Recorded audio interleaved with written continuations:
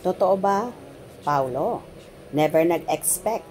So, hindi ko alam na kay Kim pala ang bagsak ko.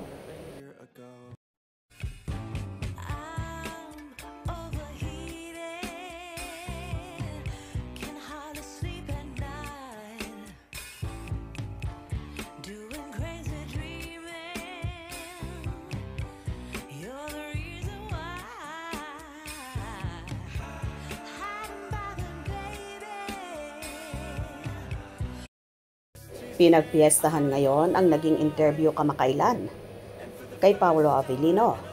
Ito ay sa kasagsagan ng promotion nila. Noon ang kanyang katandem na si Kim Chiu para sa first movie nila na My Love Will Make You Disappear. Ayon pa nga sa aktor, never ko talagang ini-expect kasi parang after a while, parang naging iba na rin yung tahak ng mga gusto kong gawin. So, hindi ko alam na kay Kim pala ang bagsak ko.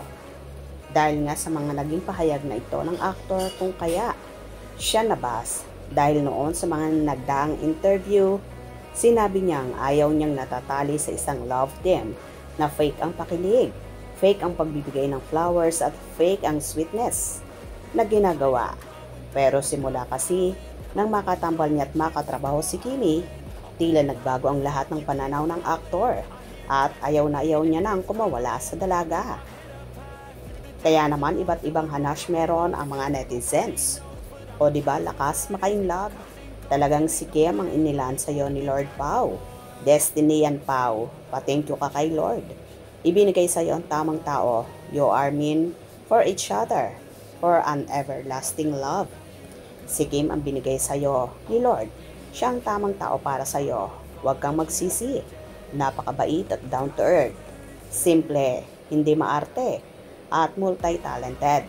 Super kung magmahal. Paolo, kahit kay Kim ka bumagsak, nasa tamang tao ka. Pareho kayo ni Kim.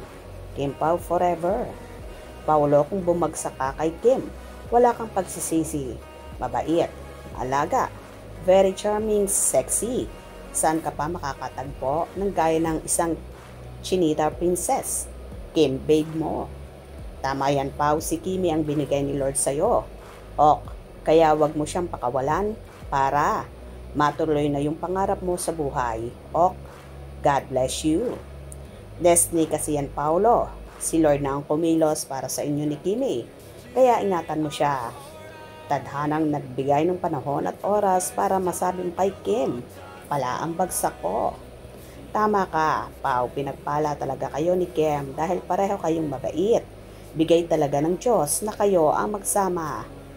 Pao, sana may isang salita ka. Tatandaan namin yan. But you manifested, di ba?